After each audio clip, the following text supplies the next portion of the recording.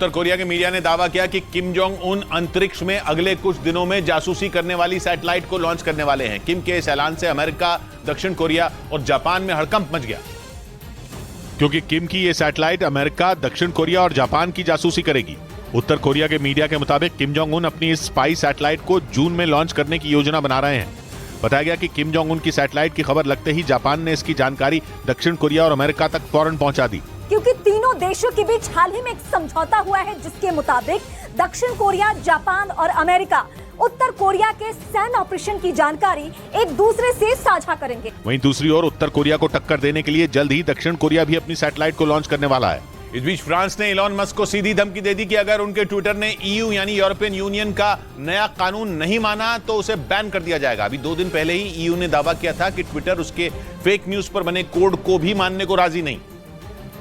और इसी बात पर फ्रांस ट्विटर पर भड़क गया और उसके एक मंत्री ने इलॉन मस्क को करो या मरो की धमकी दे डाली। उन्होंने 2 टूक कह दिया कि ट्विटर को यूरोप में जारी रहना है तो उसके नियम कायदों के हिसाब से चलना होगा, नहीं तो सिर्फ एक ही रास्ता है और वो है यूरोपियन यूनियन से ट्विटर को बैन करना। फेक न्यूज के खिलाफ यूरोपियन यूनियन के नए कानून के तहत डिजिटल कंपनियों को ऐसी व्यवस्था भी करनी होगी कि सोशल मीडिया प्लेटफॉर्म इस्तेमाल करने वाले लोग भी गैर कानूनी ऑनलाइन कंटेंट के खिलाफ शिकायत कर सकें। 25 अगस्त तक इस कानून को मानना ही होगा, लेकिन ट्विटर के तेवर इस कानून के खिलाफ दिख रहे हैं।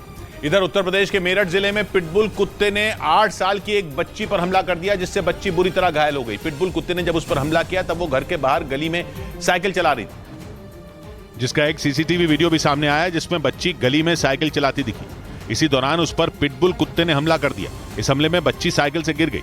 इसके बाद भी पिटबुल कुत्ते ने बच्ची को नोचना नहीं छोड़ा।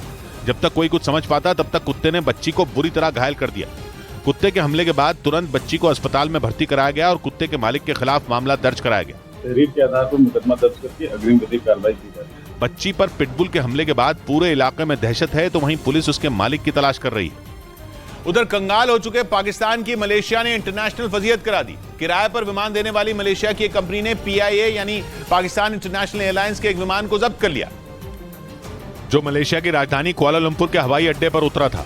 लीज पर विमान देने वाली मलेशिया की कंपनी ने बकाया भुगतान करने पर ही विमान छोड़ने की शर्त रख दी, जो करीब $400 करोड़ यानी 32,000 करोड़ रुपए है। ये पहली दफा नहीं है जब PIA के विमान को जब्त किया गया। इससे पहले साल 2021 में भी पाकिस्तान इंटरनेशनल एयरलाइंस के विमान को बकाया भुगतान न करने पर जब्त कर लिया गया था, जिसे करीब 51 करोड़ रुपए चुकाने पर 12 दिन बाद छोड़ा गया था।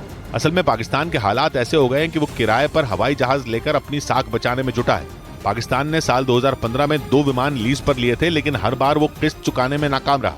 इस बीच पाकिस्तान के कब्जे वाले कश्मीर में विद्रोह हो गया। वहां मुजफ्फराबाद में वेतन नहीं मिलने से नाराज सैकड़ों सरकारी कर्मचारी बगावत पर उतर आए और सड़कों पर उतरकर जोरदार विरोध प्रदर्शन किया, जिसमें सरकार के खिलाफ जमकर नारेबाजी की गई। जानकारी के मुताबिक मुजफ्फराबाद के सचिवालय में तैनात कर्मचारियों का वेतन कई महीनों से अटका पड़ा है, क्योंकि दावा है कि कंगाली से जूझ रही पाकिस्तान की सरकार के पास इतने भी पैसे नहीं हैं कि वो वक्त पर अपने कर्मचारियों को वेतन दे पाए, जबकि महंगाई ने वहां पहले ही लोगों की कमर तोड़ रखी है। मुलाजिम के लिए जीना तो क्या मरना भी मुश्किल हो चुका है। गुस्साए प्रदर्शनकारियों ने चेतावनी दी कि वो सरकार के खिलाफ तब तक डटे रहेंगे जब तक उन्हें वेतन नहीं मिल जाता। उधर पाकिस्तान में जनता ने शहबाज सरकार के खिलाफ विद्रोह का बिगुल बजा दिया। सैकड़ों की संख्या में रेडियो पाकिस्तान के कर्मचारियों ने इस्लामाबाद में सैलरी के लिए प्रदर्शन किया और पाकिस्तान की संसद और प्रधानमंत्री आवास का घेराव करने की कोशिश की। इस्लामाबाद जो रेड जोन है एक बार फिर एहतजाज का मरकज बन चुका है। शहबाज सरकार के खिलाफ रेडियो पाकिस्तान के कर्मचारियों का गुस्सा इसलिए फूटा क्योंकि उन्हें बीते 3 महीनों से सैलरी नहीं मिली थी। मुलाजिमीन ने प्ले कार्ड भी उठाए हुए हैं जिस पर हुकूमत के खिलाफ जो है नारेबाजी है। रेडियो पाकिस्तान की तरह वहाँ के कई दूसरे सरकारी विभागों का भी यही हाल है, क्योंकि शहबाज सरकार का खजाना खाली है और विदेशों से नया कर्ज भी नहीं मिल रहा। वहाँ के सरकारी कर्मचारियों का कहना है कि उन पर दोहरी मार पड़ी है, क्योंकि एक तो कई महीनों से उन्हें सैलरी नहीं मिली, दूसरी तरफ पाकिस्तान में बढ़ती महंगाई ने उनकी कमर तोड़ दी। इसी वजह से उनके सब्र का बांध टूट गया। इस बीच पाकिस्तान की टिकटॉक स्टार जिया खान ने वहाँ के